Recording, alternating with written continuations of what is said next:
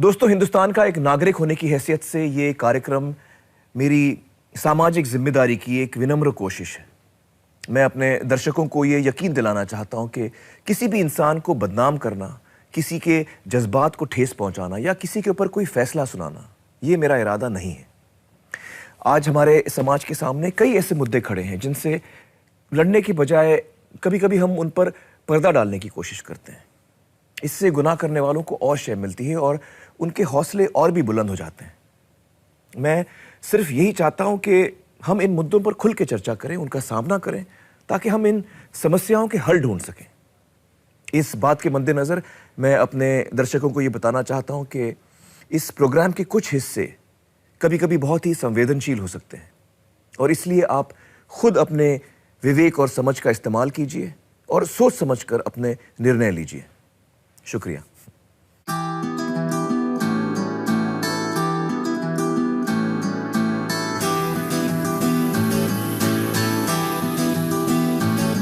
तेरा रंग ऐसा चढ़ गया कोई और रंग ना चढ़ सके, तेरा नाम सीने पे लिखा हर कोई आके पढ़ सके। है जुनून है तेरे इश्क का, ये जुनून है रग रग में इश्क तेरा दौड़ता, ये मामला सा खून है। तूने ही सिखाया सच्चाइयों का मतलब, तेरे पास आके जाना मैंने जिंदगी का मकसद। सत्यमेव सत्यमेव सत्यमेव जयते, सच्चा है प्यार मेरा, सत्यमेव जयते, सत्यमेव सत्यमेव सत्यमेव जयते। नमस्कार, आदाब, खुशामदीद, सत्यमेव जयते। दोस्तों, बच्चे जो हैं ना, वो माँ बाप की जान होते हैं। मैं भी एक पिता हूँ और मैं आपको बता सकता हूँ कि माँ बाप बच्चों के लिए कुछ भी झेल सकते हैं, बड़ी से बड़ी कुर्बानी दे सकते हैं।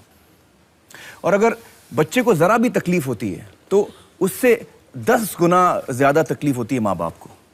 लेकिन चाहे हम जितनी कोशिश कर लें अपने बच्चे को हर तरह से खुश रखने की, उसके बावजूद कभी कभी हमें ये पता नहीं चलता कि उनके मन की गहराइयों में क्या विचार चल रहे हैं। कुछ ख्याल, कुछ जज्बात, कुछ डर जो शायद वो हमसे ना बांटें। और कभी कभी हम में से कुछ माँ बाप को इसके लिए बहुत भारी कीमत चुकानी पड़ती है।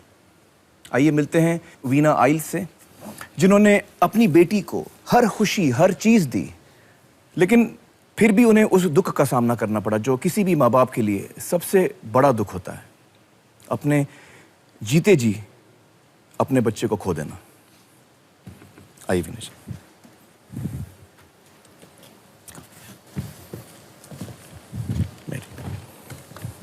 Please sir.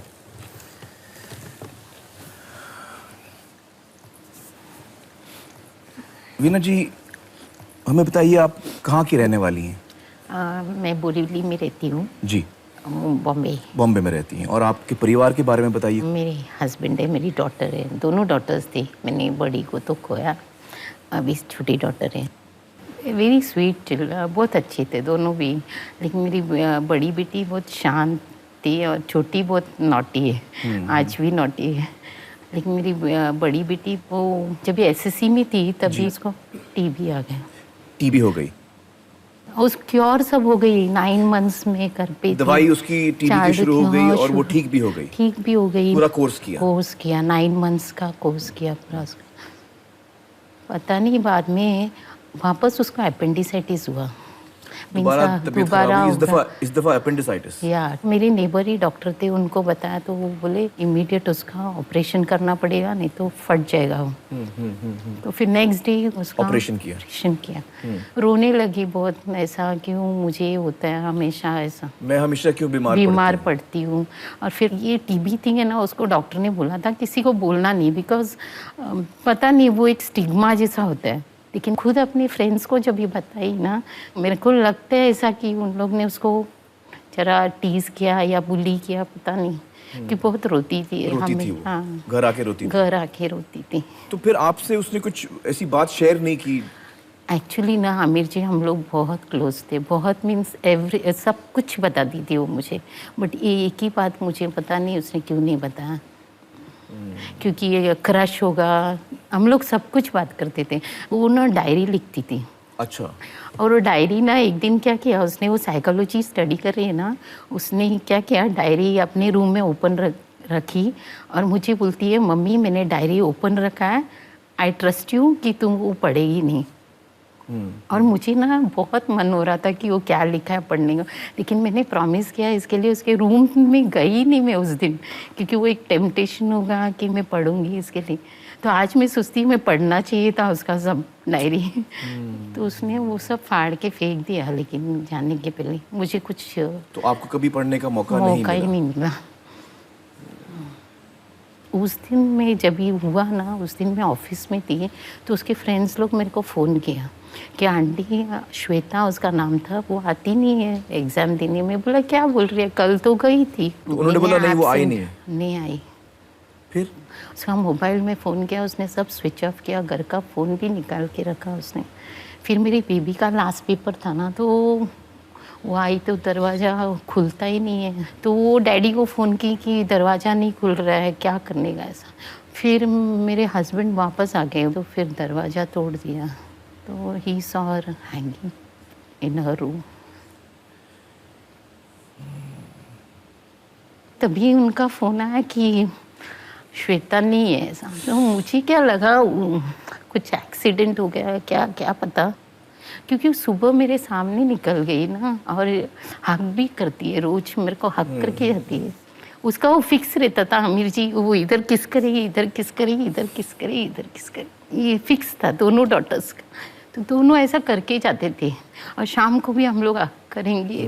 तो ये कभी मैंने सोचा नहीं कि इसका दिमाग में ऐसा कुछ चल। और वो अपनी जान ले ली कि आपने कभी नहीं सोचा? कभी नहीं। बहुत मेरे को दुखता है। I can't take it sometimes.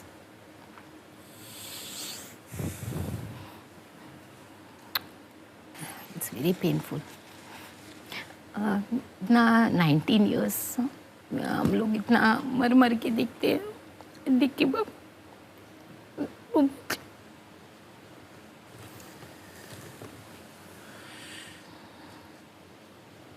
I don't know. मैं आज भी जब भी प्रे करती हूँ उसके लिए, खुदा को यही बोलती कि मुझे भी माफ़ करना, उससे भी माफ़ करना। बिकॉज माँ के पता नहीं मैं कहाँ गलत कही, मैंने कभी उसको सीधा रास्ता दिखाया नहीं दिखाया, पूछा था मुझे माफ़ करना, उसका सोल को भी माफ़ करना, इतना ही मांगती हूँ। और हर दिन वही बोलती, कोई बच्चे को ये थॉट ना आए ऐसे। वीना जी, हम दुआ मांग सकते हैं आपके लिए और हाँ, श्वेता के लिए? Thank you.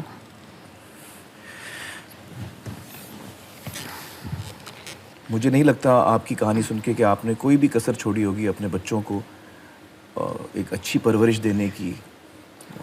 इतना प्यार दिया आपने, इतना अच्छा रिश्ता भी था आपका। बहुत बहुत शुक्रिया हमसे बातचीत करने का। Thank you so much. Yes.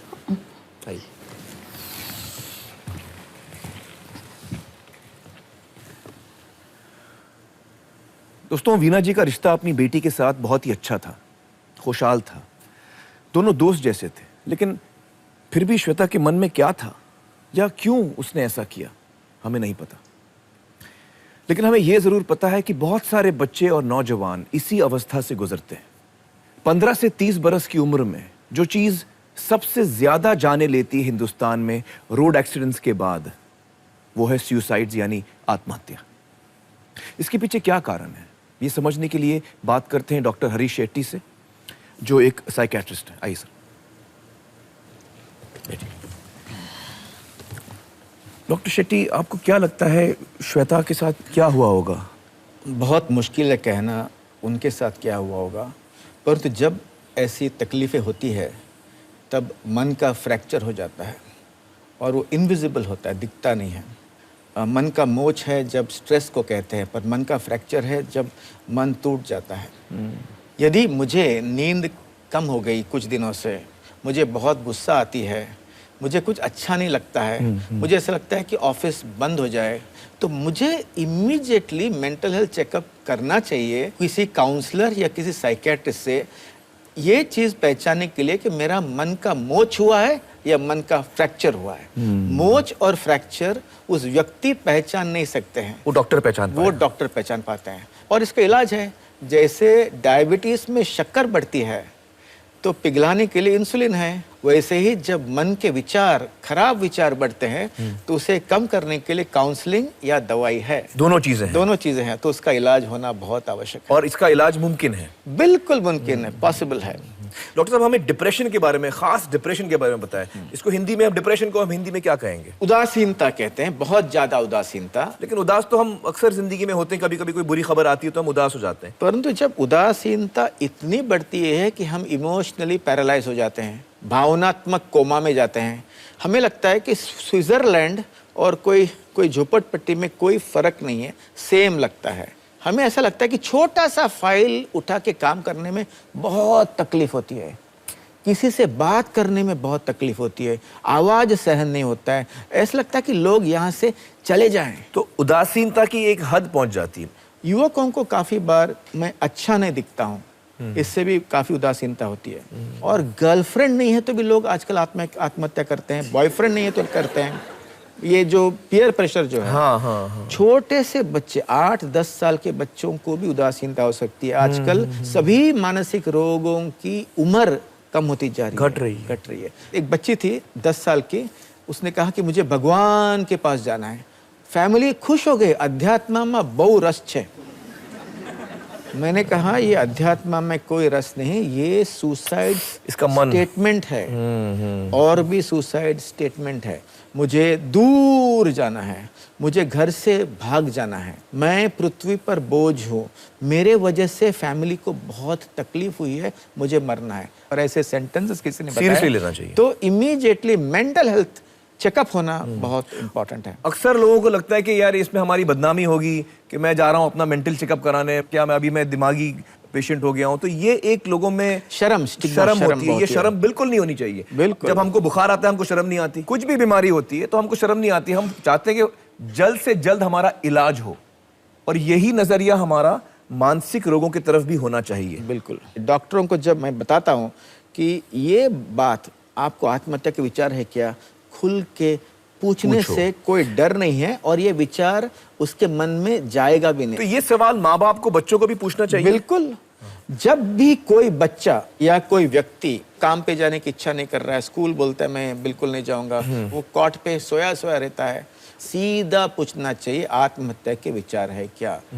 ये बात हमारी रोज की बातचीत में, रोजमर्रा की जिंदगी में, तब हम जान बचा पाएंगे। ये बहुत इंपॉर्टेंट है। दोस्तों, अगर आप किसी जज्बाती परेशानी से गुजर रहे हैं और आपके मन में आत्महत्या का ख्याल आ रहा है और आपको मदद की जरूरत है, तो आप फौरन वांद्रेवाला फाउंडेशन की हेल्पलाइन पे फोन करिए, वो आपकी मदद करेंगे। उनका नंबर और ईमेल इस वक्त आपकी स्क्रीन पर है। आप अपनी पहचान, अपना नाम भी गुप्त रख सकते हैं।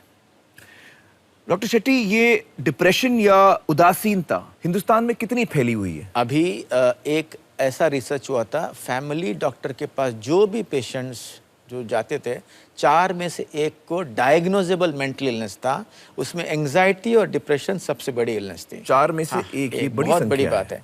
8 से 12% लोगों को साइकेट्रिक इलाज कभी भी जरूरत पड़ती है, और स्ट्रेस में जो लोग हैं वो काफी, उनकी संख्या बहुत बहुत बड़ी है। मेंटल इलनेस बहुत कॉमन है। ये इतना क्यों बड़ा है, क्या बात है?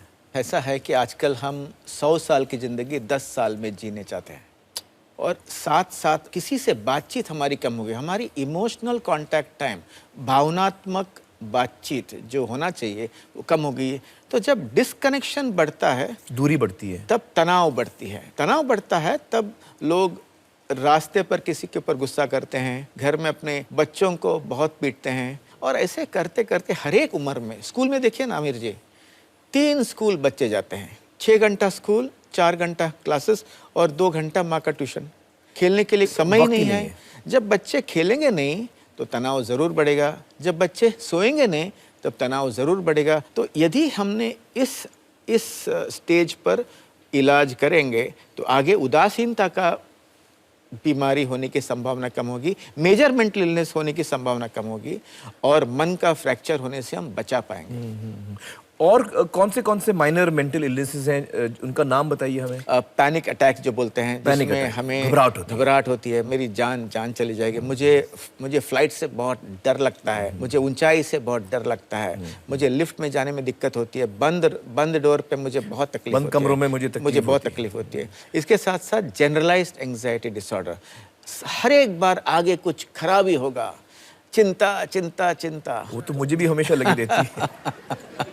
मुझे हमेशा चिंता लगी रहती है कि मेरे बच्चे ठीक हैं कि नहीं हैं, किरण जी ठीक हैं कि नहीं हैं, मेरे भाई बहन ठीक हैं कि नहीं। ये सर्वसाधारण जो चिंता है वो आना आवश्यक है, जिससे हम समाज को, हमारी फैमिली से अच्छा बेहतर हम बर्ताव करते हैं। परंतु इतनी चिंता आती है जिससे अपना काम अटक जाता है, काम ही नहीं कुछ पर कर पाते। हाँ, लोगों के साथ संबंध नहीं रख सकते हैं, किसी का फोन आया तो उसे लगता है यार इसने फोन क्यों किया, और यह चिंता इस हद तक बढ़ जाती है, इस हद तक बढ़ जाती है और जिंदगी खराब हो जाती है। उसके बाद मन का फ्रैक्चर होकर मेजर डिप्रेशन की बीमारी भी उसके साथ हो सकते हैं। ओसीडी क्या होता है डॉक्टर साहब? ऑब्सेसिव कंपल्सिव डिसऑर्डर कहते हैं। ऑब्सेसिव कंपल्सिव डिसऑर्डर कहते हैं। उसमें क्या होता है कि मेरा हाथ गंदा है, मुझे बार बार साफ करना चाहिए। ऑब्सेशन यानी ये इर्रेशनल विचार है, ये पता है मुझे फालतू विचार है, पर मुझे बार बार मेरे हाथ साफ हैं, फिर भी 10 बार धोगे, ये मैं विचार रोक नहीं पा रहा हूँ, और मैं अपने एक्शन को भी रोक नहीं पा रहा हूँ। कंपल्शन कहते हैं इसको, कंपल्शन कहते हैं जो हम हाथ से धोते हैं, हम रोक नहीं पा रहे। और ये विचार को जो कहते हैं ऑब्सेशन कहते हैं। हाँ। डॉक्टर शेट्टी, मैं बताइए, पोस्ट ट्रॉमेटिक जो डिसऑर्डर होता है, इसमें क्या होता है? कभी हमारी कार का एक्सीडेंट हो जाता है, घर टूट जाती है, मेरे सामने किसी की मौत होती है, बाढ़ आ जाती है, कोई ऐसा इंसिडेंट आया, टेररिस्ट एक्ट होता है या राइट्स होते हैं, रेप के बाद भी होता है, और ऐसे समय पर कुछ समय के बाद अचानक ऐसे लग सकता है कि हादसा अभी हो रहा है, नींद कम हो सकती है, इस विषय से हम दूर भागते हैं, कभी कभी घबराहट भी हो सकती है, इसके साथ साथ उदासीनता भी हो सकती है। तो इसका भी इलाज है और होना चाहिए। इसका इलाज लेना बहुत जरूरी है। तो मानसिक बीमारियों के लिए एक तो दवा होती है, इसके अलावा काउंसलिंग होती है, और साइको एनालिसिस भी होती है, साइकोथेरेपी भी होती है। हाँ, और सभी रैशनल इलाज है। मुझे बताइए कि जो लोगों को जरूरत है ट्रीटमेंट की, कितने लोगों को एक्चुअली ट्रीटमेंट मिलती है, कितने लोग एक्चुअली ट्रीटमेंट ये लेते हैं? 40 से 50% लोग तो पहुंचते नहीं हैं। कुछ लोग जो पहुंचते हैं लेट पहुंचते हैं। मेंटल इलनेस या टाइफाइड जल्द इलाज करेंगे तो तकलीफ जल्दी अच्छा हो जाती है। हार्ट की तकलीफ हो तो डॉक्टर के पास भागते हैं लोग, कोई चांस नहीं लेते, क्योंकि उन्हें लगता है कि उनकी फोटो लग जाएगी। मन का रोग है तो माफ कीजिए, पर वो ज्यादातर मंदिर दरगाह के आगे पीछे घूमते रहते हैं, पर ऐसे घूमते फिरते वो बहुत समय व्यर्थ करते हैं, और इससे इतनी तकलीफ होती है। तो ऐसे लोगों से बचना है हमको, हमें अंधश्रद्धा से दूर जाना है, श्रद्धा को कायम रखना है। सही कहा आपने। डॉक्टर शेट्टी, बहुत बहुत शुक्रिया हमसे बातचीत करने का, थैंक यू सो मच। दोस्तों, जैसे डॉक्टर शेट्टी ने हमें बताया कि डिप्रेशन एक बीमारी है, आइए मिलते हैं ऐसे दो लोगों से जिन्होंने इस बीमारी को बहुत करीब से देखा है। अरुणा प्रकाश मुंबई की रहने वाली हैं। जिंदगी में उन्होंने कई उतार चढ़ाव देखे हैं, लेकिन हर मुश्किल का सामना उन्होंने हिम्मत से किया। आज 72 साल की उम्र में भी वे काफी सक्रिय हैं, लेकिन उनकी जिंदगी में एक ऐसा दौर आया था जब वो जिंदगी से पूरी तरह मायूस हो चुकी थी। ना उन्हें किसी चीज की कमी थी, ना ही कोई परेशानी, फिर भी उन्हें सुकून नहीं मिल रहा था। पढ़ लिख कर विदेश सेटल हो चुके बच्चों की याद आती थी। खाली घर काटने को दौड़ता था। एक अजीब डर, एक अजीब निराशा उन्हें घेरने लगी थी, और इसी घुटन से तंग आकर एक दिन उन्होंने आत्महत्या करने की कोशिश की। अपनी जिंदगी को अलविदा कहने की कोशिश 24 साल की उम्र में यतिन नाडकर्णी ने भी की थी। एक रिश्ते में चोट खाने के बाद यतिन एक अरसे तक उस गम से उबर नहीं पाए, ना ही उन्होंने अपना गम किसी से बांटा। धीरे धीरे उनका जिंदगी से लगाव कम होने लगा। मरने का ख्याल उनका साए की तरह पीछा कर रहा था। इसी मानसिकता के चलते उन्होंने आत्महत्या करने की कोशिश की। खुशकिस्मती से अरुणा प्रकाश और यतिन नाडकर्णी, इन दोनों को जिंदगी ने एक और मौका दिया। अरुणा जी, यतिन, बहुत बहुत शुक्रिया हमारे साथ जुड़ने का। आप दोनों का एक एक्सपीरियंस रह चुका है डिप्रेशन के साथ। हम जानना चाहेंगे यतिन पहले आपसे कि उस वक्त जब आप डिप्रेशन में थे, आपकी क्या फीलिंग्स होती थी, आपके क्या विचार होते थे? मुझे कुछ करने की चाह नहीं होती थी, सोता रहता था। एक ही विचार बार बार जैसे एक टेप रिकॉर्डर चल रहा है और वही टेप रिकॉर्डर बार बार चल रहा है। वही विचार इतने बार आते थे कि मैं थक जाता था। उस वक्त मुझे ऐसे लगता था कि मैं एक कुआं है और मैं कुएं में उल्टा गिर रहा हूँ और नीचे जा रहा हूँ और जितना नीचे जा रहा हूँ उतना ही आसपास अंधेरा नजर आ रहा है, बढ़ रहा है। हाँ, बढ़ रहा है। और जो ऊपर जो मुंह है कुएं का, उसमें से जो लाइट आती है, रोशनी आती है, वो धीरे धीरे छोटी हो रही है, दूर जा रही है मेरे से, और एकदम असहाय हूँ। और नीचे और फिर धड़ करके नीचे आप गिरेंगे। हाँ, गिर गया। एक जो फीलिंग थी वो बहुत स्ट्रॉन्ग थी। आप किसी को कुछ कह नहीं पाए उस वक्त? आपको नहीं लगा मैं किसी को बोलूं? एक्चुअली मैंने शेयर किया था, मैंने फ्रेंड्स को बताया था कि मुझे जीने की तमन्ना नहीं है। अच्छा, आपने कहा ये? लेकिन फ्रेंड्स हैं और उन्होंने सीरियसली नहीं लिया? हाँ, उन्होंने मजाक में उड़ा दिया या ऐसे ही। देखिए, ये बहुत जरूरी है, ये नोट करना बहुत जरूरी है कि जब भी हमारा दोस्त, हमारे परिवार वाले ऐसा कुछ हिंट भी करें तो हमें उस चीज को सीरियसली लेना चाहिए। मैं अपना एक्सपीरियंस बताता हूं। जी। बहुत बार सिचुएशंस आते थे जो मुझे बहुत ही नीचे ढकेल देते थे, तो तभी मुझे बहुत ही ज्यादा लगता था कि आज मुझे करना है, लेकिन कभी हिम्मत नहीं पड़ती थी। फिर मैंने डिसाइड कर लिया, ठान लिया कि मैं एक डेट और टाइम फिक्स करूंगा और उसी वक्त करूंगा। और क्या हुआ कि उसी सवेरे मेरा जो परिवार है उनको कहीं बाहर गांव जाना था अर्जेंटली। और एकदम से ऐसे लगा कि यूनिवर्स इज कॉन्स्पायरिंग, कायनात मुझे बोल रही कि यही सही वक्त है। फिर मैंने अटेम्प्ट किया, तब मैं बहुत ही डर गया था और मेरा फुल बॉडी ऐसे कांप रहा था। फिर मैंने एक फ्रेंड को फ़ोन किया और मैंने उससे बोला कि अच्छा, जस्ट मुझसे बात करो। करने के बाद, मतलब हाँ, कोशिश के बाद? हाँ, क्योंकि मैं बहुत डरा हुआ था। उसने बोला कि अच्छा, मैं अभी बात नहीं कर सकता हूँ, मुझे जल्दी से बाहर जाना है, और उसने फ़ोन रख दिया। अरे बाप। तो मैंने घर में जो मंदिर होता है वहाँ पे प्रार्थना की और मैं अपने बेड पे जाके सो गया। मेरा जो फ्रेंड जिसको मैंने फ़ोन किया था, उसको मेरे आवाज़ में कुछ गड़बड़ लगी। अच्छा। और वो तुरंत घर से निकल के सीधे मेरे घर आया। अच्छा, वो डायरेक्टली आपके घर पे आ गया? और बहुत दूर से आया और टाइम पे पहुंचा। और वो मुझे हॉस्पिटल लेके गया। वक्त पे पहुंच गया वो, और आपकी जान बचाई उसने। क्या नाम है आपका ये दोस्त? अनिरुद्ध।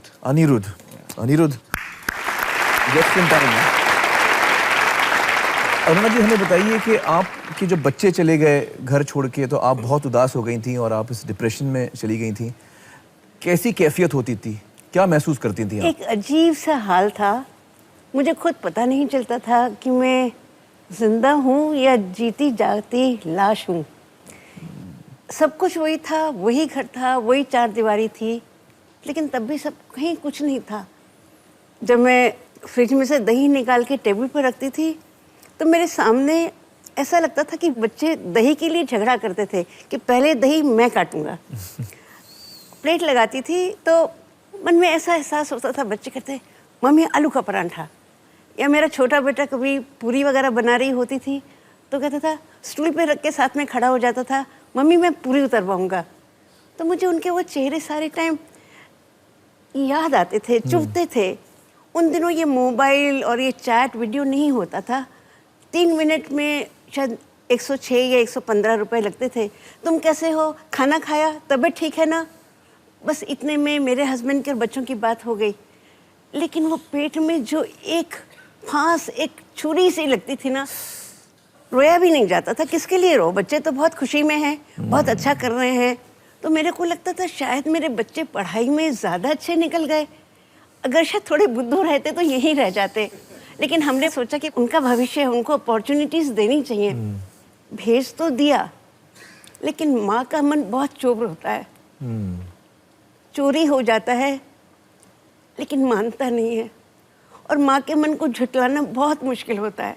लीपा पोती कितना भी कर दो, लेकिन जब खुरच के देखो ना तो माँ रहती है। तो फिर मेरा खीर बनाना बंद हो गया, पालक की पूरी बनानी बंद हो गई, साड़ियाँ खरीदनी धीरे धीरे कम हो गई, जिंदगी उदास हो गई, निष्क्रिय हो गई, स्पंदन नहीं रहा। सुख को मैंने जितना मुट्ठी में कसकर बांधा, जब मैंने मुट्ठी खोली तो मेरी मुट्ठी खाली थी। तो मेरे को एहसास हुआ कि जीना कैसा। हाँ, मैंने वो कोशिश करी, नाकामी हुई, लेकिन उस टाइम जब मुझे हॉस्पिटल में लेके जा रहे थे, मुझे अभी तक याद है, अंदर से ही मेरे से एक आवाज़ आई, मुझे जीना है, तुम मुझे नहीं छीन सकते। और मैं वापस आ गई।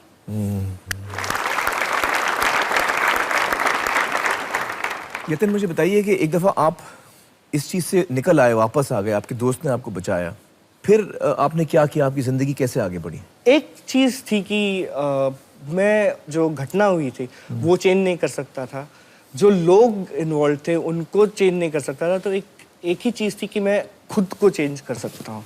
मैंने काउंसलिंग ली 1-2 महीने, डिप्रेशन तो बहुत ही कम हो गया था। फिर से एक जीने की इच्छा जागी आ रही थी। हाँ, कोइंसिडेंटली मैं एक एनजीओ में गया था, समार्टन सहारा करके एक हेल्पलाइन है जो सुसाइड प्रिवेंशन हेल्पलाइन है। अच्छा, जो लोग आत्महत्या करने वाले हैं उनके लिए ये फोन कॉल करके बात कर सकते हैं, आप उनको बचा सकते हैं। तो मैंने उनके साथ 6 साल काम किया उसके बाद। तो आप फोन लेते थे लोगों का जो दिक्कत से गुजर रहे हैं। और शायद मैं ज्यादा अच्छी तरह उनको समझ पाता था क्योंकि मैं आप खुद ही उसमें उससे गुजर चुके थे। और इस तरह आपने बहुत लोगों की मदद की होगी, बहुत सारी जानें बचाई होंगी। अरुणा जी, 8 महीने पहले आपके साथ एक बहुत बड़ा हादसा हुआ जी, जिसकी वजह से आप एक बार फिर डिप्रेशन में जा सकती थी, लेकिन आप लड़ी, उसके बारे में हमें बताइए। मैं, मेरे हस्बैंड, हम लोग दमन जा रहे थे, कार का एक्सीडेंट हुआ। मुझे होश आया तो शायद हम किसी हॉस्पिटल में थे। मेरे 3 बच्चे विदेश से आए। फिर अनु ने धीरे से बोला कि मम्मी, पापा इज नो मोर, पापा गुजर गए। और न जाने क्यों कहीं अंदर से जो मेरे को हिम्मत आई वो ये थी कि शरीर चला गया है, आत्मा है। फिर मेरा बहुत बड़ा ऑपरेशन हुआ। कहीं मेरे को विश्वास था, जैसे उस टाइम मैं गिर के निकल आई थी, इस बार भी मेरे को विश्वास था कि मैं इसमें से निकल आऊंगी, और मैं निकल के आई। 3 बच्चे मेरे साथ रहे, ये लोग फिर चले भी गए, और फिर मैंने अपने आप जीने का एक संकल्प लिया कि मुझे जीना है, जिससे कि मैं और लोगों को और औरतों को बता सकूं कि पुरुष और स्त्री कभी साथ में नहीं जाते हैं, आगे पीछे एक को जाना ही होता है। ये तो जिंदगी का, संसार का नियम है। लेकिन जो भी कोई पीछे रह जाए उसको हिम्मत से जीना है, अंदर विश्वास से जीना है। ये मैं सबसे कहना चाहूँगी। चलिए, बहुत बहुत शुक्रिया यतिन जी हमसे बातचीत करने का। अरुणा जी, बहुत बहुत शुक्रिया हमसे बातचीत करने का।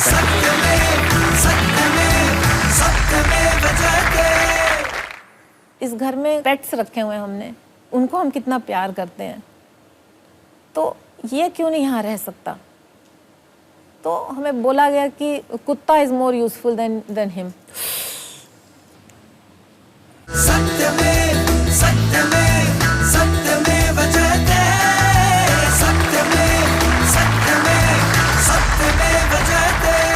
वेलकम बैक दोस्तों। इस वक्त हमारे साथ मौजूद हैं रत्ना चिब्बर जी।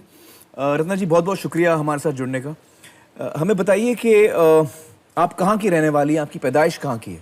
मैं वैसे अम्बाला में पैदा हुई थी। हम लोग पंजाबी हैं, लेकिन क्योंकि मेरे पिताजी फौजी थे तो हम बहुत घूमे, मतलब, और लास्ट में उनकी पोस्टिंग इलाहाबाद में हुई थी। अच्छा। तो मेरा बचपन वहीं बीता है, तो मुझे वहीं की यादें हैं मेरे। और आपके परिवार में आपके भाई बहन? मैं और मेरा छोटा भाई, बस हम दो थे, और हमारे माँ बाप।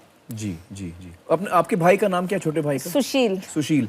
तो जैसे हम लोग बड़े होते गए, और जैसे आपको पता है कि मिडिल क्लास के लोग हैं, वहाँ क्या होता है, वहाँ पर मतलब बेटियों की शादियाँ हो जाती हैं और बेटे जो रह जाते हैं वो माँ बाप की सेवा करने के लिए। तो वैसे मेरी माँ भी सोचा करती थी। तो मतलब ऐसा, लेकिन कुछ भी हुआ नहीं। मेरे भाई को पता नहीं क्या हुआ, मतलब लास्ट के जो उसके 2 साल थे इसके पॉलिटेक्निक के, वो थोड़े तकलीफ दे थे। और हुआ क्या, उसको हमारे घर में 10 साल लगे 10 साल लगे? 10 साल लगे पता करने के लिए कि इसको है क्या। तो शुरुआत से बताइए हमें। शुरुआत से ऐसे कि जैसे मतलब पढ़ता लिखता था, वो सब ठीक था उसका, लेकिन जैसे होठ पे जैसे ये मम्बल करते हैं ना, धीरे धीरे कुछ बोलता था ऐसे करके, कुछ मतलब शायद अपने आप बातें करता था वो। और थोड़ा सा मतलब लोगों से मिलना थोड़ा कम हो गया था, उसके दोस्त आने थोड़े कम हो गए थे। मतलब पढ़ाई तो पूरी कर ली, पास हो गया अच्छे नंबरों पे वो। फिर वो नौकरी का सवाल पैदा होता है, तो जहाँ जाता था वापस आ जाता था। तो मेरे पिताजी को समझ नहीं आता था ऐसे क्यों करता है ये। तो आप अपने पति के घर थी, तो आपको इसके बारे में जानकारी इतनी नहीं थी? नहीं, मुझे कुछ नहीं पता था, क्योंकि मैं पूना में थी उस वक्त जी। फिर मैं जब एक बार गई तो माँ बहुत रो रही थी, ये हर वक्त पड़ा रहता है, ये ऐसे करता है। रोते हुए बताया कि तुम्हारे पिताजी ने छड़ी निकाल के उसको इतना मारा। मैंने कहा मारा इसको? मैं बहुत नाराज़ हो गई अपने पिताजी से। मतलब डरते थे हम लोग, उनको ज़्यादा बोल नहीं पाते थे, लेकिन मुझे बड़ी तकलीफ़ हुई कि उसको मारा क्यों। तो मगर ज़्यादा बातें मुझे नहीं बताती थी, क्योंकि उनको लगता था भी इसका घर है, इसको। मेरे पिताजी तो बिल्कुल नहीं बताते थे, उनको आपको नहीं बताते थे? नहीं। फिर जब दूसरी बारी मैं गई तो वो मेरे पिताजी मुझे स्टेशन पे छोड़ने के लिए आए। तो जब गाड़ी चलने लग पड़ी तो वो ना स्टेशन पे खड़े होकर फूट फूट के रोने लग पड़े। मैंने कहा ये क्या हो रहा है? मेरे को ऐसा लगा जैसे मेरा दिल डूब रहा है। It was a gut wrenching sight. तब मैंने समझा कोई बहुत ही सीरियस बात है, क्योंकि और आपकी ट्रेन निकल रही थी उस वक्त? ट्रेन जा रही थी और मैं देख रही थी प्लेटफॉर्म पे खड़े होके वो रो रहे थे। तो इस वक्त आप लोगों को ये पता नहीं था कि ये कोई मेंटल इलनेस है? नहीं, मेरी माँ ने बहुत कुछ किया इसके लिए। मम्मी ने 40 सोमवार रखे और नंगे पाँव ना, वो बलुआ घाट है वहाँ पर इलाहाबाद में, नंगे पाँव वो जाती थी माघ के महीने में। लेकिन वो उन सब चीज़ों से थोड़ी ना फ़ायदा होता है। और अगर किसी ने कह दिया मेरी माँ को कि इसको शायद ना आप डॉक्टर के पास दिखा दीजिए, मतलब मानसिक रोग को, तो वो रोने लग पड़ती थी। अगर ये पागल है तो इसने पढ़ाई कैसे की? तो इस तरह से होता रहा। फिर मैं उसको ले आई वहाँ पर, वो मेरे पास 2 महीने रहा, लेकिन ठीक नहीं रहा पूना में। फिर मैंने उसको भेज दिया। फिर मैं मद्रास आई जब, तब तक बहुत ही खराबियाँ हो चुकी थी। हमारे घर में तो मातम का माहौल था। वो किसी तरह से मेरे पिताजी, मैं गई उनके साथ तो किसी को कह रहे थे, उनकी जान पहचान का आदमी था, उसकी प्रिंटिंग प्रेस थी, उसको कह रहे थे इसको नौकरी पे रख लो प्लीज़, ये बहुत पढ़ा लिखा है, ये बहुत आपका काम करेगा, आप इसको नौकरी पे रख लो, अच्छा 300 रुपये इसको दे दो। तो उन्होंने कुछ बोला नहीं। तो फिर क्या, मेरे पापा ने बोला अच्छा 300 नहीं 200 रुपये दे दो। फिर भी वो नहीं हुआ। तो फिर उन्होंने कहा अच्छा ठीक है कुछ मत दीजिए, लेकिन इसको काम करने दीजिए, घर में पड़ा रहता है। मैं बहुत ही हैरान होकर ये सब बातें सुनती रही। एंड मेरे को, आपको मैं क्या बताऊं, इतनी तकलीफ हुई ये सब सुन के। तो जब मैं मतलब मद्रास में आई तो फिर मैंने मेरे हस्बैंड को बोला कि मैं इसको अपने पास बुलाना चाहती हूँ, क्योंकि हमारे मतलब बिजनेस था हमारा। तो उन्होंने कहा हाँ हाँ ठीक है बुला लो। तो मैंने उसको बुलाया। तो जब वो मेरे पास आया तो उसी वक्त हमारे एक मतलब फैमिली फ्रेंड्स थे, वो आए। तो मैंने उससे, नॉर्मली मैं उसको किसी से मिलवाती नहीं थी, क्योंकि तब तक क्या हो गया था कि जैसे बातें करते हैं ना, वो बहुत ज़्यादा बातें करता था अपने आप से। मतलब इस तरह से करता था जैसे कोई सामने बैठा है, एंड हाथ हिला हिला के और हंसता था जोर जोर से। इस तरह से हो गया था वो। उन्होंने कहा कि इसको ना रत्ना बुरा नहीं मानना, लेकिन तुम इसको डॉक्टर के पास ले जाओ, साइकियाट्रिस्ट के पास ले जाओ। तो आपका क्या रिस्पॉन्स था? मैंने कहा हाँ हाँ मुझे भी लगता है इसको कुछ है। तब तक आपको भी ये फीलिंग आ गई थी? हाँ, मुझे लगता था ऐसे। लेकिन इस बात को कितने साल हो गए? 10-12 साल हो गए थे। 10-12 साल? जी। मैं ले गई उसको डॉक्टर शारदा मेनन के पास, और वहाँ जाते ही तो मेरी जिंदगी बिल्कुल बदल गई। मैं आपको क्या बताऊँ। फिर उसकी पूरी वो टेस्ट वगैरह करते हैं। तो दूसरे दिन उन्होंने मुझे बुलाया और बोला इसको स्किज़ोफ्रेनिया है। स्किज़ोफ्रेनिया है जी। तो फिर डॉक्टर ने बोला तुम घबराओ नहीं, इसके लिए दवाई है। तो दवाई खाने लग पड़ा।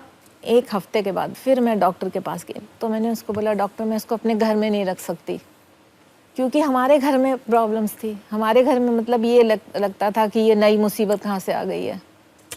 तो उन्होंने मुझे फिर एक लेटर लिख के दिया और मुझे स्कार्फ में भेजा। मैं स्कार्फ में गई तो मैं क्या बोलूँ आपको, वहाँ पर इतने सारे पेशेंट्स मैंने फैमिलीज़ मैंने देखी मेरे जैसी, मुझसे बहुत ज़्यादा दुखी।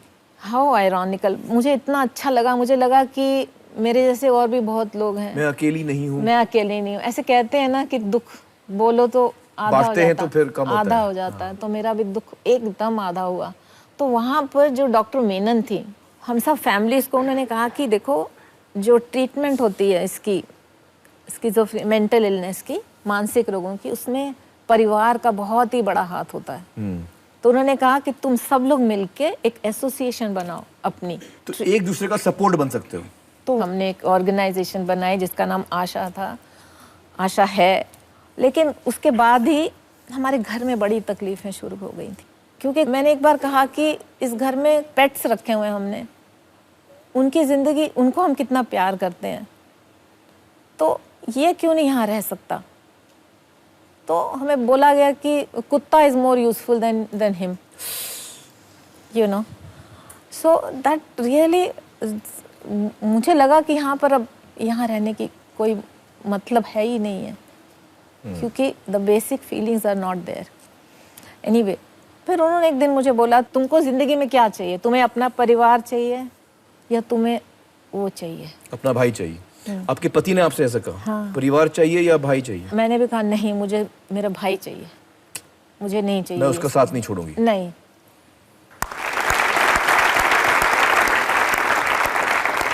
अगर मैं उसका साथ छोड़ देती ना, तो वो तो ही वुड कहीं पर सड़क पर जाके ख़त्म हो जाता वो।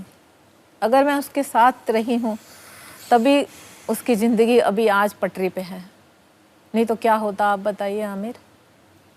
मतलब ऐसा हो गया कि बहुत लोग मेरे खिलाफ हो गए, सब कहने लगे मैंने मर्यादाओं का भंग किया है। फिर मैंने एक छोटा सा 2 बेडरूम का एक फ्लैट लिया मैंने चेन्नई में जी, और अपने माँ बाप को मैंने वहाँ रखा और मेरे भाई को वहाँ रखा। जो मेरा बेटा था वो कहता था आप लोग ऐसे मत करो, लेकिन मेरी बेटी ने कहा कि मैं तुम्हारे साथ जाऊँगी। तो मैंने उसको बोला वहाँ हमारे पास कुछ नहीं है, तुम रह सकोगी वहाँ पे? तो उसने कहा हाँ मैं रह लूँगी। वो मेरे साथ आई। और आपकी बेटी इस वक्त यहाँ हमारे साथ है? बैठी है। और उस वक़्त मैंने सोचा कि अगर मुझे मेरे भाई के लिए कुछ करना है तो मुझे अपने पैरों पे खड़ा होना बहुत ज़रूरी है। तो एक छोटी सी मैंने इंडस्ट्री शुरू की वहाँ पे, उसमें मैंने मेरे भाई को बोला कि तू काम कर। और इस दौरान आपके भाई की ट्रीटमेंट चल रहा था, दवा जारी थी? जी, ही बिकेम वेरी स्टेबल। उसके बाद मैंने दवाई से बहुत उसको फायदा हुआ? जी, होता ही है वो तो। उसने इतना अच्छा काम किया, मैं क्या बताऊँ। तो मुझे लगा कि उस वक़्त मुझे लगा कि अगर ये कर सकता है ये, तो मैं स्कार्फ में इतने देखती हूँ जो पेशेंट्स हैं स्कार्फ जी में, तो मैंने उनको मैं क्यों ना काम दूं? जी। ओह। तो फिर मैंने डॉक्टर से बोला स्कार्फ में कि आप 2 लोगों को भेजो।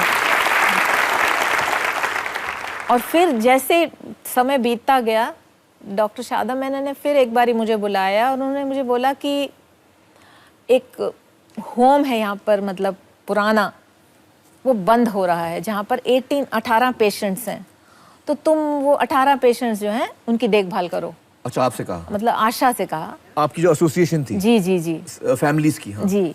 तो हमने वो होम, उसको वैसे ही हमने ले लिया and we started taking care, मतलब उनका हम देखभाल करने लग पड़े। फिर हमने उसको एक्सपैंड किया। उस वक़्त मैं बहुत सारे ऐसे लोगों से मिली जो मुझे इतने पढ़े लिखे नज़र आए। जो पेशेंट्स थे? जी। BE, MSc, BSc gold medalist, ऐसे लोग थे और इस तरह से रह रहे थे। तो मैंने कहा अच्छा ठीक है। फिर भगवान का नाम लेके एक शॉप हमने खोली वहाँ रेंट पे, और उसमें हमने जो हमारे अंदर लड़के बैठे थे ना, उनको बाहर लाना शुरू किया। जो बीमार थे, जो जी जी जी, मानसिक रोग, 4 लोग उसमें, 3 पहले आए हमारे साथ और उनको उस शॉप में डाला। उस शॉप में हम स्टेशनरी बेचते थे और मेरे को लगता था पता नहीं क्या होगा। पहले दिन मैं जब शाम को आई तो उन्होंने बोला, इतने खुश, कह रहे हैं मैडम हमने 100 रुपए की सेल करी है।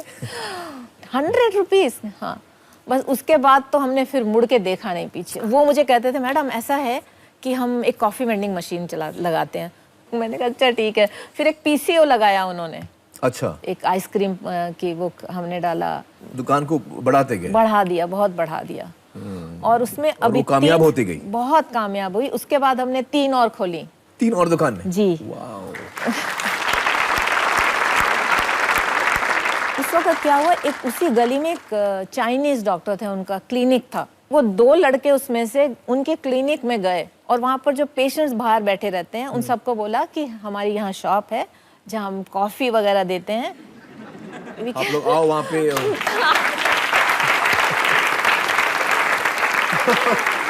आपके लड़के वहाँ गए मार्केटिंग के लिए? हाँ। कि आइए हमारे यहाँ कॉफी पीजिए। जी, amazing. I saw the, you know, मेरे को लगा कि लाइट है टनल के आखिर में, बहुत मुझे लाइट दिखाई दी। और आपने जो कंपनी शुरू की थी उसका क्या हुआ? वो काफी बढ़ गई है, अभी हम एक्सपोर्ट वगैरह करते हैं। अच्छा, तो आपके भाई आपकी कंपनी में काम करते हैं? वो भी काम करता है, उसके अलावा 4 और लोग करते हैं। तो सुशील जी खुश हैं अभी? बहुत खुश हैं। उसकी जिंदगी जैसे कहते हैं ना, he is having the last laugh. जितनी उसने दुत्कार, फटकार, मार खाई है ना, उसका सब, अभी वो सबसे खुश है, सबसे सुखी है। और मुझे लगता है कि सुशील जी की जिंदगी में आपका एक बहुत ही बड़ा हाथ था। बहुत बड़ी बड़ी सैक्रिफाइसेस अपनी लाइफ में दिए हैं आपने, और अपनी लाइफ भी संवारी है, उसके साथ साथ अपने भाई की लाइफ भी संवारी है, और उसके साथ साथ इतने रोगियों की लाइफ आपने संवारी है। बहुत बड़ा काम किया आपने। रत्ना जी, बहुत बहुत शुक्रिया हमसे बातचीत करने का। Thank you so much. Thank you. बहुत बहुत शुक्रिया अमित।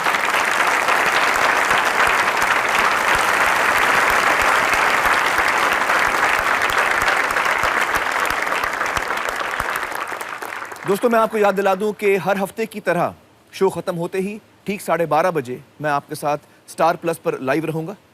चलिए दोस्तों, हम बात करते हैं एक और डॉक्टर से, एक साइकियाट्रिस्ट से, जो हमें इस बीमारी को समझने में मदद करेंगे। मैं नेता देना चाहूंगा डॉक्टर सुदीप्तो चटर्जी को। आइए डॉक्टर सुदीप्तो, हमें बताइए कि स्किज़ोफ्रेनिया क्या होता है? स्किज़ोफ्रेनिया एक बहुत ही गंभीर मानसिक बीमारी है जिसमें कुछ खास सिम्टम्स होते हैं। पहली बात तो ये है कि हमारे अंदर एक बाउंड्री रहती है कि क्या सही है, क्या गलत है। तो स्किज़ोफ्रेनिया में ये जो बाउंड्री है, इसमें गड़बड़ हो जाती है। तो मतलब मिसाल के तौर पे कहूँ कि अगर मुझे लग रहा है कि इस वक्त दिन है लेकिन वाकई में इस वक्त अगर रात है, तो ये एक अंतर आता है। तो जो सच्चाई है उससे मैं परे हो जाता हूँ। बिल्कुल। और स्किज़ोफ्रेनिया में एक सिम्टम होता है कि अकेले बैठे बैठे आपको लगता है कि कोई आपसे बात कर रहा है, कोई आपको बुला रहा है, और आप जवाब भी देते हैं। और वो जब हम जवाब देते हैं तो बाहर के लोगों को दिखता है कि एक आदमी बैठे अपने अकेला आप से बात कर बड़बड़ा रहा रहा है। है। तो ये बहुत मुश्किल हो जाता होगा, क्योंकि जब आप उसको कहते हैं कि तुम किससे बात कर रहे हो, तो उसको लगता है भाई मैं तो बात कर रहा हूँ, इसको क्यों नजर नहीं आ रहा है? तो इसको हम हैलुसिनेशन कहते हैं। और जब कई पेशेंट्स को डर भी लगता है कि कोई मुझे मारने की कोशिश कर रहा है, इसको क्या कहते हैं? ये जो भ्रम होते हैं कि मेरे खिलाफ सब साजिश कर रहे हैं, इसको हम डिल्यूशन कहते हैं। डिल्यूशन। और पैरानोया को क्या कहते हैं? पैरानोया है ये शक। अगर ये पानी है तो मुझे ये बिल्कुल महसूस है कि आमिर खान मुझे यहाँ बुला के ये जहर वाली पानी पिलाने के लिए इतना बड़ा एक साजिश ड्रामा किया है उसने। तो अगर मैं आपको पानी दूंगा तो आप और डर जाएंगे कि यार ये मेरे को पानी पिला रहा है। अब मेरे शक सच हो रहे। तो ऐसे और कौन से गंभीर मानसिक रोग हम देखते हैं? एक तो स्किज़ोफ्रेनिया हो गई, दूसरा जो है उसको कहते हैं हम बाइपोलर मूड डिसऑर्डर। इसमें क्या होता है? बाइपोलर मूड डिसऑर्डर में 2 चीज होते हैं। एक होता है कि आप बिना कारण से इतने खुश हो जाते हैं कि किसी और को दिखता नहीं है कि इतना खुश होने का कारण क्या है। हर चीज तेज तेज हो जाती है। आपके सोच विचार, आपकी बात की करने की जो शैली है, जैसे गाड़ी चल रहा है, फुल एक्सीलरेटर, कोई ब्रेक नहीं है। तो ये जो चढ़ाव की जो पोल है, एक मूड ये होता है जिसको हम मेनिया कहते हैं।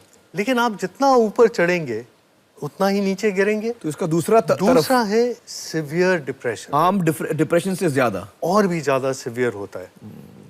वो गाड़ी का सिर्फ ब्रेक ही है, एक्सेलरेटर बिल्कुल नहीं है। हर चीज स्लो, सोच विचार, चाल चलन, बात करना, और हर चीज नकारात्मक। इसमें दोनों चीजें, एक ही इंसान को कभी ऊपर जाता है, वो कभी एकदम नीचे गिर जाता है। और मेनिया के एपिसोड में और एक जो बहुत बड़ा तकलीफ देती है कि आपका जो जजमेंट है, मुझे क्या करना चाहिए, क्या नहीं करना चाहिए, वो बहुत खत्म हो जाती है। तो आप गलत गलत चीजें करते हैं, रिस्की चीजें करते हैं। आप रिस्की सेक्सुअल बिहेवियर, आप या तो अल्कोहल या कोई भी और नशे में चले जाते हैं। और वो जो रियलाइजेशन होती है बाद में कि मैंने ये किया, तो डिप्रेशन होता है। तो बहुत ज़्यादा डिप्रेशन होता है। तो ये जो गंभीर मानसिक रोग हैं, इनका भी इलाज उतना ही मतलब मुमकिन है? बिल्कुल मुमकिन है, सही वक्त पे और सही इलाज।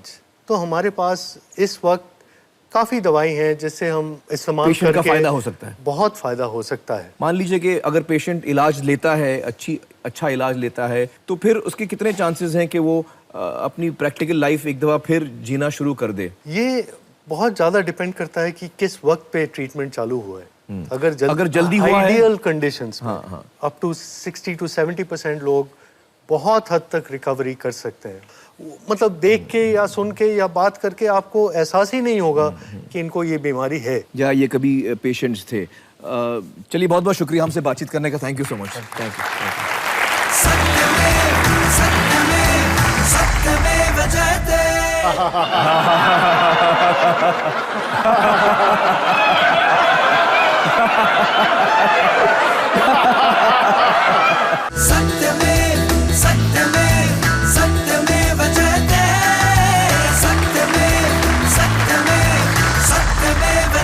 वेलकम बैक दोस्तों। मानसिक रोगों का इलाज है और दुनिया भर में रोगियों का इलाज होता है, उन्हें डॉक्टरी मदद मिलती है, लेकिन हम आमतौर पे ऐसे मरीजों के साथ कैसा व्यवहार करते हैं, आइए देखते हैं।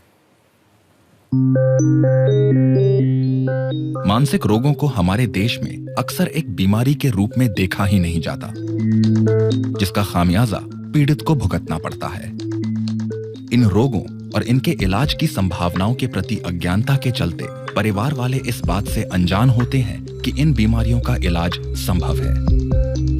रोगी के परिवार को अक्सर सामाजिक कठिनाइयों का भी सामना करना पड़ता है। स्टिग्मा बहुत ज़्यादा होता है, उनकी फैमिलीज़ को आइसोलेशन में जाना पड़ता है बहुत बार, और ये लोग अपने ये ऐसे ही बच्चों को, या बेटा है या बहू है या कोई भी है उनके घर में, उनको वो छुपा के रखते हैं, वो सामने कभी नहीं लाते। दूसरी ओर देश में कई मानसिक रोग के अस्पतालों की हालत भी ठीक नहीं है। आप किसी मेंटल हॉस्पिटल में घुसे तो वहाँ की हालत इतनी खराब होती है, इतनी बदबू होती है कि आप बर्दाश्त नहीं कर पाएंगे। पर्याप्त बिस्तर नहीं होते, जो होते हैं उनमें खटमल रहते हैं, तो रोगी सो नहीं पाते। वो लोग खुद मानते हैं कि उनके यहाँ मरीजों का यौन शोषण हो रहा है। इसके चलते या तो रोगियों को घरों के अंदर ही बांध कर रख दिया जाता है, या इलाज के लिए ओझाओं, तांत्रिकों और बाबाओं के पास ले जाया जाता है। ऐसी जगहों पर झाड़ फूंक और भूत प्रेत भगाने के नाम पर रोगियों को तरह तरह की शारीरिक यातना दी जाती है।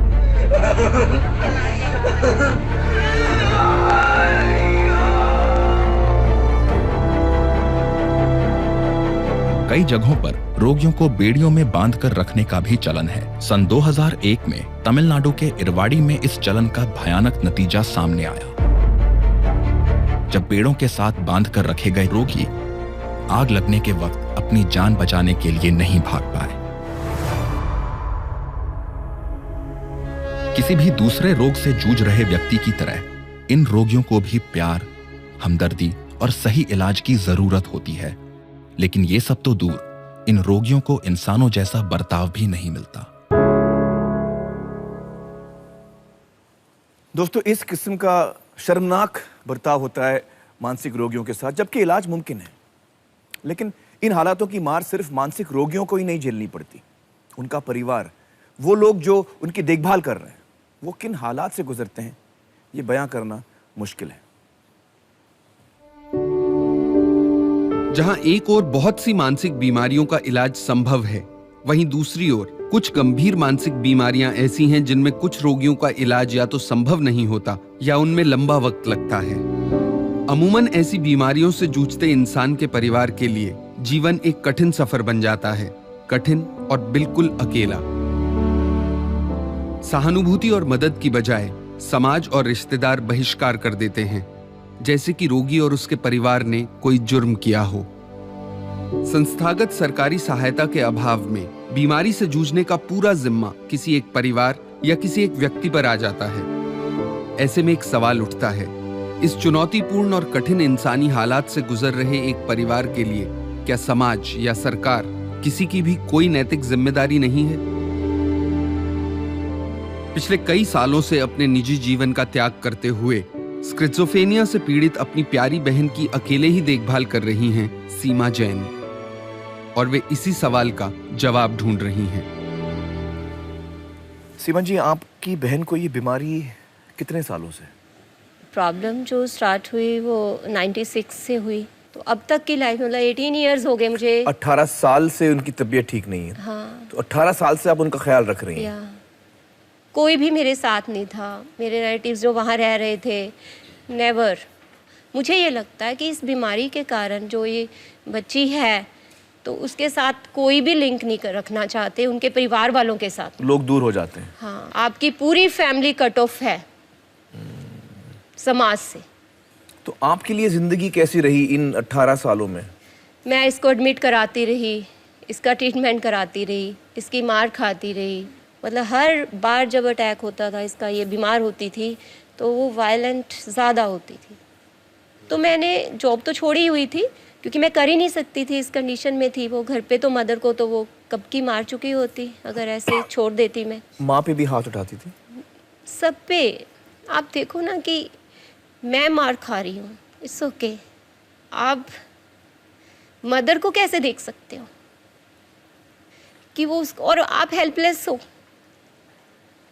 उसको देखती हूँ, वो बहुत प्यारी है।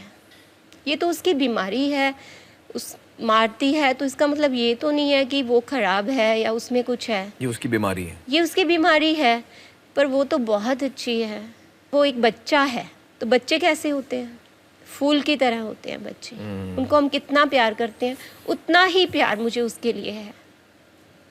इन 20 सालों में 8 इयर्स में डॉक्टर ने कहा कि अब हमारे पास कोई मेडिसिन नहीं है, और फिर इसकी ईसीटी स्टार्ट की, मतलब इलेक्ट्रिक शॉक। तो फिर वो उसको 5 दिन ये डाउन फेज में रहती थी घर पे ईसीटी के बाद। वो डाउन फेज भी बहुत मुश्किल है। यूरिनेशन के लिए जाना नहीं, बीच में यूरिन कर देना, कपड़े चेंज नहीं करना, कुछ खाना नहीं है। तो एज ए गर्ल उसको और भी प्रॉब्लम्स हैं, उसमें भी वो गंदा है, और उसकी स्मेल को टॉलरेट करना, उसकी बेडिंग चेंज नहीं कर सकते आप। तो कितना मुश्किल है ये सब। मैं आप सबसे भी कहती हूँ, इतने डॉक्टर्स बैठे हैं, वो आप लिख देते हो दवाई, इज इट ओके? आपका काम पूरा है, यू आर सेटिस्फाइड। हमें कुछ नहीं, हमारे लिए कुछ भी नहीं है, कोई काउंसलिंग नहीं है वहाँ पे। कैसे करना है, क्या कैसे करना है? स्किज़ोफ्रेनिया है, वायलेंट नेचर है, आप कैसे करोगे? मतलब मेरे लिए तो ये हो गया कि इसकी तो कोई दवाई नहीं है, अब मुझे तो ऐसे ही रखना है। और मुझे क्यों ऐसे रखना है, मुझे बताइए, मैं क्यों सह रही हूँ, किस लिए? सुबह से लेकर शाम तक मैं पूरा दिन कैसे पास करूँ, मेरे दिमाग में यही चलता है। रात निकल जाएगी, हर रोज़ मरते हैं, हर सुबह जिंदा होते हैं। हम खुद ही गिरते रहे, हम खुद ही संभलते रहे। लेकिन मैं एग्जॉस्ट होती जा रही हूँ। लिमिट मेरी अब क्रॉसिंग हो चुकी है, लिमिट्स की क्रॉस कर चुकी हूँ। मतलब अब और नहीं सहा जाता मेरे से। मेरी लाइफ का आप डॉक्टर्स को, गवर्नमेंट को, दुनिया को, समाज को, मेरी लाइफ, मेरे घर वालों की, वो प्रेशियस नहीं है किसी के लिए? उसकी कोई वैल्यू नहीं है कि मैं ऐसे अपनी लाइफ गुजारूंगी? मतलब क्यों नहीं गवर्नमेंट के पास इस साथ ही साथ इस चीज का क्यों नहीं है? फैमिलीज के लिए, इस किस्म के सिवियर केसेस के लिए सपोर्ट सिस्टम सरकार की तरफ से जरूर होना चाहिए। सीमा जी, आपकी ज़िंदगी बहुत ही मुश्किल रही है, लेकिन सारी मुश्किलों के बावजूद जिस प्यार और मोहब्बत से आपने अपनी बहन की देखभाल की है, उसके लिए हम आपको सलाम करते हैं।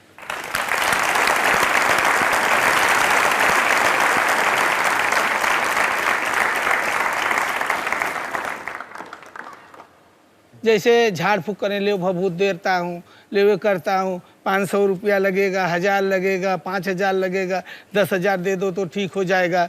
लेकिन ठीक होता नहीं है। ठीक डॉक्टर द्वारा ही होता है। दवा जो है लेना बहुत जरूरी है। सत्यमेव सत्यमेव सत्यमेव जयते, सत्यमेव सत्यमेव सत्यमेव जयते। वेलकम बैक दोस्तों। एक जमाना था जब मानसिक रोगियों को मेंटल हेल्थ इंस्टीट्यूशंस में कैदियों की तरह रखा जाता था, जंजीरों में जकड़ के रखा जाता था। उनके अस्पताल भी जेलों की तरह बनाए जाते थे, जैसे कि वो बीमार नहीं गुनहगार हों। आज भी हमारे देश में बहुत सारी मेंटल हेल्थ इंस्टीट्यूशंस हैं जो एकदम जेल जैसी हैं और इनका बदलना बहुत ही ज़रूरी है। लेकिन कुछ सालों से हमारे देश में कुछ ऐसी भी मिसालें हैं जहां बहुत अच्छा काम हो रहा है और रोगियों को अच्छा और संवेदनशील इलाज दिया जा रहा है। बैंगलोर का निमहैंस एक ऐसी ही मिसाल है। चलिए 3G लिंक के जरिए चलते हैं बैंगलोर और जुड़ते हैं निमहैंस के डॉक्टर संतोष चतुर्वेदी से। डॉक्टर चतुर्वेदी, बहुत बहुत शुक्रिया हमारे साथ जुड़ने का। निमहैंस में पेशेंट्स को ट्रीट करने का आपका क्या तरीका है? देखिए, यहाँ पर हमारे राष्ट्रीय संस्थान में तकरीबन सब तरह की सुविधाएं उपलब्ध हैं। मरीज़ के साथ में उसके रिश्तेदार रहते हैं। इससे क्या फ़ायदा होता है कि एक तो रिश्तेदारों को उनकी देखभाल करने में सहायता मिलती है, उनको पता चलता है घर जाके कैसे देखभाल करनी है। इससे स्टिग्मा भी कम होता है, वो और मरीजों को देखते हैं, तो उससे जो है बहुत लाभ होता है। सबसे बड़ी बात यह है कि इलाज के बाद उनकी जो रिहैबिलिटेशन होती है, पुनर्वास होता है, उस पर बहुत ध्यान दिया जाता है। जैसे कई चीज़ें जिसमें लोग अपना कुछ काम करना सीख सकते हैं, वोकेशन सीख सकते हैं। कहा जाता है कि एक दफ़ा एक मानसिक रोगी जो है वो मेंटल इंस्टीट्यूट में गया और फिर वो कभी बाहर नहीं निकलता। आपके यहाँ आमतौर पे पेशेंट्स कितने दिन रहते हैं? नहीं, हमारे यहाँ ऐसा नहीं है। जो एवरेज स्टे है, आप विश्वास नहीं करेंगे, 3 हफ्ते है। आपके यहाँ फीस कितनी है? दवाइयाँ फ्री दी जाती हैं। जो लोग पहली बार OPD में दिखाने आते हैं उन्हें केवल 50 रुपये देने पड़ते हैं, वो भी केवल एक बार। और जो एडमिट होते हैं, जो पुअर हैं, उनके नॉमिनल चार्ज 10 रुपये पर डे लेते हैं। जी। क्या आपके यहाँ देश के अलग अलग राज्यों से, अलग अलग जगहों से पेशेंट्स आ सकते हैं आपके यहाँ? बिल्कुल आते हैं, बल्कि देश नहीं विदेशों से भी आते हैं। हर शहर से यहाँ लोग आते हैं, उनको रखते हैं और उनका फिर हेल्प करते हैं। चलिए, बहुत बहुत शुक्रिया हमारे साथ जुड़ने का। Thank you so much. Thank you very much. Thank you. दोस्तों, निमहैंस जैसे मेंटल इंस्टीट्यूट्स देश भर में होने चाहिए, इसकी सख्त ज़रूरत है, लेकिन काम बहुत धीमे चल रहा है। दूसरी दिक्कत यह है कि हमारे यहाँ हम ऐसे रोग को ठीक से समझ नहीं पाते। परिवार वाले अक्सर सोचते हैं कि इसमें भूत आ गया है, किसी ने जादू कर दिया है, और इसलिए उन्हें दरगाह, मंदिर या फिर गिरजाघर लेकर जाते हैं। इसी को मद्देनजर रखते हुए कुछ लोगों ने एक कमाल का आइडिया निकाला है। तमिलनाडु के इरवाड़ी में सन 2001 में हुई दुर्घटना के बाद सुप्रीम कोर्ट ने मानसिक रोगियों को जंजीरों से बांधकर रखने पर रोक लगा दी। लेकिन मंदिर, मस्जिद, गिरजाघरों में उम्मीद और आस्था के साथ लोग मानसिक बीमारियों का हल ढूंढने आते हैं। इसलिए इस काम में धर्मगुरु एक बड़ी भूमिका निभा सकते हैं। इसी से जन्मी दवा और दुआ एक साथ देने की सोच। इसी सोच को अपनाया गुजरात की एक दरगाह ने, जहां हर साल हजारों मानसिक रोगी अपने इलाज की तलाश में आते थे। हम लोग दरगाह में गए, दरगाह के ट्रस्टियों से बात करी, हमने उनके साथ ग्रुप्स बनाने शुरू किए, उनको मानसिक बीमारियों के बारे में समझाना शुरू किया। रिजल्ट ये हुआ कि सबसे पहले मुजावर के घर में ही मानसिक बीमार व्यक्ति थे, उन्होंने उन्हीं की सारवार शुरू करी, उन्हीं का इलाज शुरू करवाया हमारे से। आज हम जितने भी पेशेंट्स देखते हैं उसमें से 90% पेशेंट्स तो हमें मुजावरों ने भेजे। इरवाड़ी में भी आज दुआ के साथ दवा दी जाती है। हम लोग मरीजों को समझाते हैं कि आप दुआ जरूर मांगिए और दुआ के साथ साथ आप ये दवा भी लीजिए। ये हमारे काम करने का तरीका है। आज देश में कई जगहों पर धार्मिक गुरु ही दवा की अहमियत पीड़ितों के परिवारों को समझाते हैं। पीड़ित आए हैं तो हमने उनको सलाह दी है कि आप डॉक्टर के पास जाइए, पूजा पाठ करिए, दवा भी करिए, दुआ भी करिए, दोनों काम करेगा आपका। मैं साफ बता देता हूँ कि भाई देखो, मेरे लायक कोई काम नहीं है और कोई आपको भूत प्रेत नहीं है। आप इसमें फंसिए मत, अपना वक्त पैसा बर्बाद मत कीजिए। आपको मैं एड्रेस देता हूँ, ये टेलीफोन नंबर है, आप अपना इलाज कराइए। दवा और दुआ का मेल कई मरीजों पर अपना असर दिखा रहा है। हमने दवा भी ली है, दुआ भी मांग रहे हैं, दोनों कर रहे हैं, अब आराम है इनको। दवा दुआ का दोनों का असर होता है। आस्था और विज्ञान का संगम मानसिक बीमारियों के इलाज में एक बड़ी भूमिका निभा सकता है।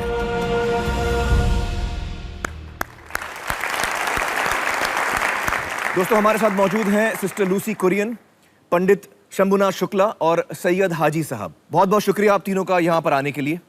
हाजी साहब, आप अपने दरगाह में दवा और दुआ ये प्रोग्राम चलाते हैं, तो कितना आप लोगों को मदद कर पाए, क्या रिस्पांस आया इस चीज़ का?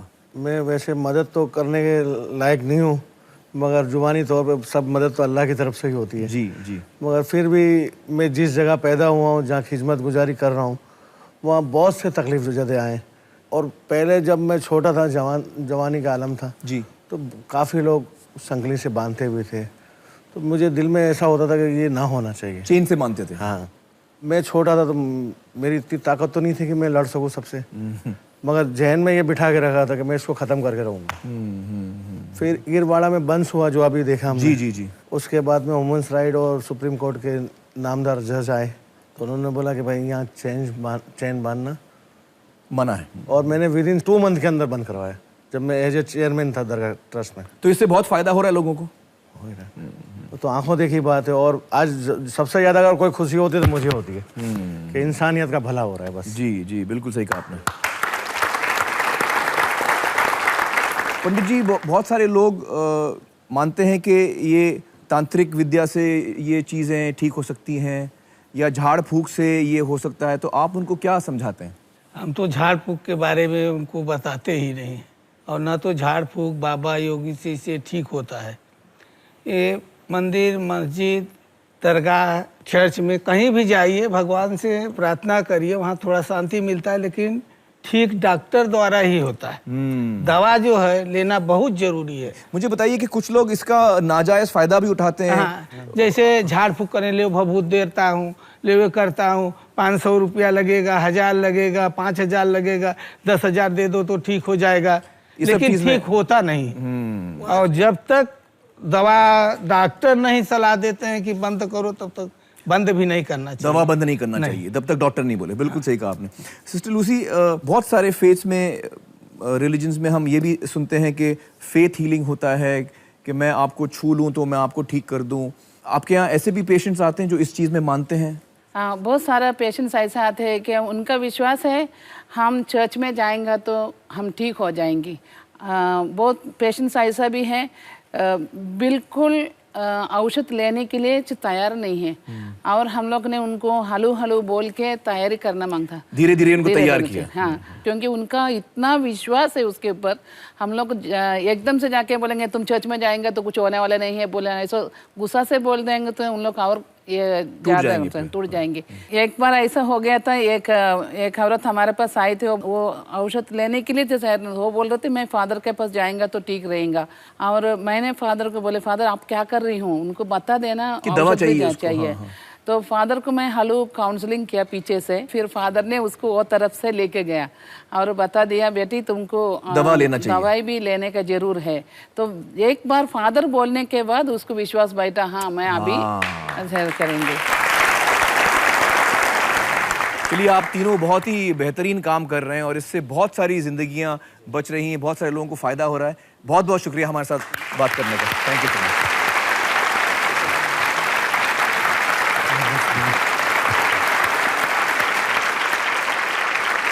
दोस्तों, दुआ के साथ दवा देने का काम परिवर्तन नाम की संस्था भी कर रही है। इसके अलावा हाफ वे होम्स और community based mental health rehabilitation, इस प्रकार के कई काम परिवर्तन देश के कई राज्यों में कर रही है। परिवर्तन से डॉक्टर हमीद दाभोलकर इस वक्त हमारे साथ हैं। हम चाहेंगे कि आप परिवर्तन को आगे बढ़कर सपोर्ट करें। स्क्रीन पर दिए गए नाम से चेक बनाकर आप अपनी नज़दीकी एक्सिस बैंक शाखा पर जमा करा सकते हैं। आप चाहें तो उनकी वेबसाइट पर ऑनलाइन ट्रांसफ़र भी कर सकते हैं। इसके बारे में पूरी जानकारी आपको एक्सिस बैंक की किसी भी शाखा पर मिल जाएगी। आप चाहें तो एयरटेल मनी के जरिए भी अपना सहयोग परिवर्तन को दे सकते हैं। उसकी जानकारी इस वक्त आपके स्क्रीन पर है। इसके अलावा सत्यम जयते की फिलैंथ्रोपी पार्टनर रिलायंस फाउंडेशन भी परिवर्तन को 1 करोड़ रुपयों का योगदान देगी।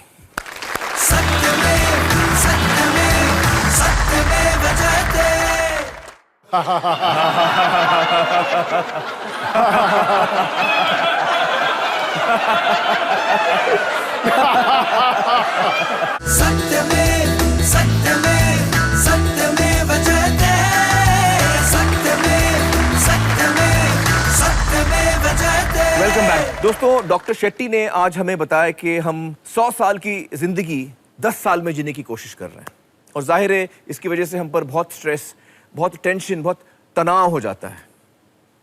लेकिन एक दवा है जो इस स्ट्रेस, इस टेंशन को भगा सकती है। और इस दवा को आप जब चाहे ले सकते हैं। इसका कोई ओवरडोज नहीं होता, कोई साइड इफेक्ट्स नहीं होते, ना पैसे लगते हैं, ना किसी अस्पताल या ना किसी डॉक्टर की जरूरत है। वो दवा है हंसी, लाफ्टर थेरेपी। मैं नेता देना चाहूंगा डॉक्टर मदन कटारिया को।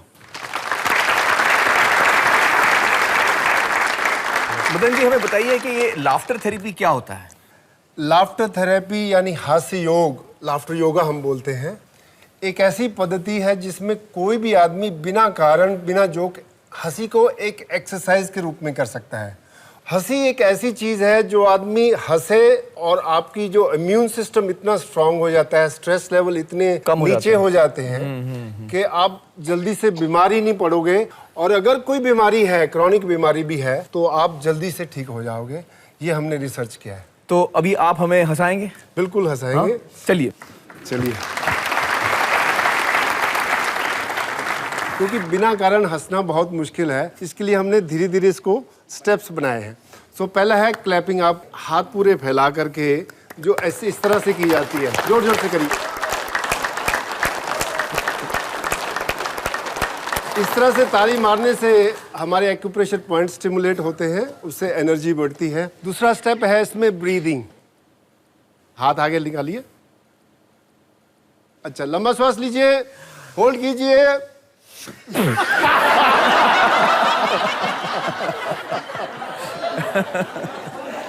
अभी पहले पहले नकली हंसेंगे और वो असली हंसी में अपने आप कन्वर्ट हो जाता है जब हम मिलके हंसते हैं। रेडी? हाँ। 1 2 3 गो।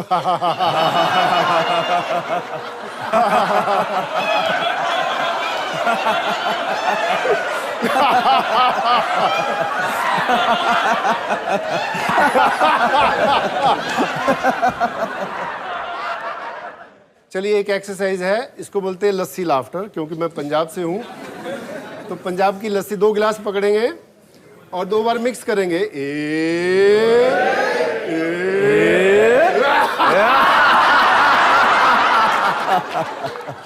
ओके, इसको कहते हैं क्रेडिट कार्ड बिल लाफ्टर। तो आप एक हाथ उठाइए ऐसा, और ऐसा समझिए आपका क्रेडिट कार्ड का बिल आ गया, उसको देख के हंसेंगे। रेडी? एक दूसरे को दिखाना।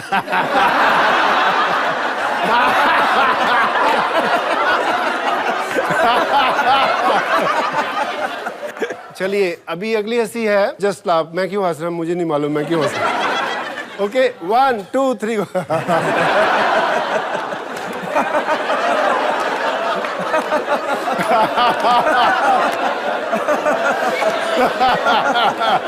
चलिए, अभी झगड़ा भी करेंगे तो हंसते हुए करेंगे। रेडी? हाँ, हाँ। चलो, 1 2 3 गो।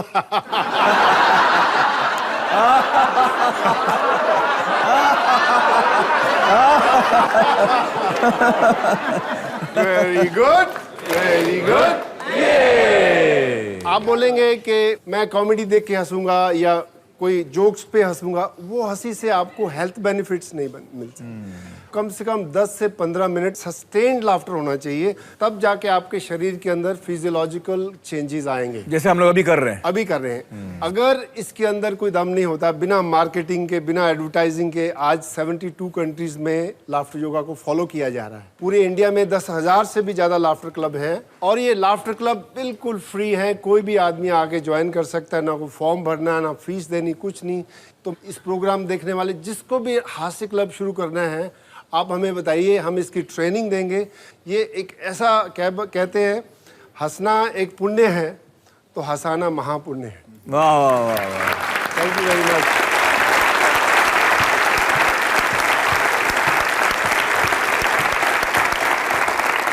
Thank you, thank you, thank you, thank you. दोस्तों, मैं आपको याद दिला दूं कि अब से कुछ ही मिनटों में शो खत्म होते ही मैं आपके साथ स्टार प्लस पर लाइव रहूंगा। अपने सवाल, अपने सुझाव, अनुभव आप मेरे साथ बांट सकते हैं लाइव। तो दोस्तों, मानसिक रोग यानी मेंटल इलनेस भी किसी भी शारीरिक बीमारी की तरह ही है, जैसे डायबिटीज या ब्लड प्रेशर। और जिस तरह हम और बीमारियों का इलाज करते हैं खुलकर, बगैर किसी झिझक के, बगैर किसी शर्म के, उसी तरह हमें मानसिक बीमारियों का भी इलाज करना चाहिए। जिस दिन हम इस बात को मान लेंगे, आधी लड़ाई हम वहीं जीत जाएंगे। जय हिंद, सत्यमेव जयते।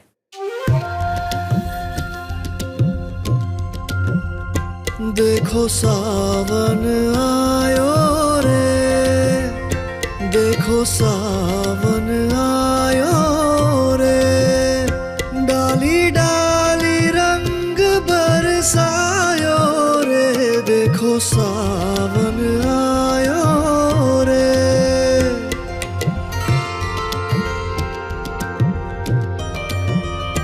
बूंदों से जादू छलका गया बदरा मुरझा मनवा जागे, दर्पण सजा सुनहरा भीगे नैनों में सपना प्यारा लागे। भीनी भोर ये आशा लिए आई है अंगना मोरी, सतरंगी साज से सुर सजा बीने मधुर ये होरी। डाली डाली रंग बरसायो रे, देखो सावन आयो रे, देखो सावन आयो।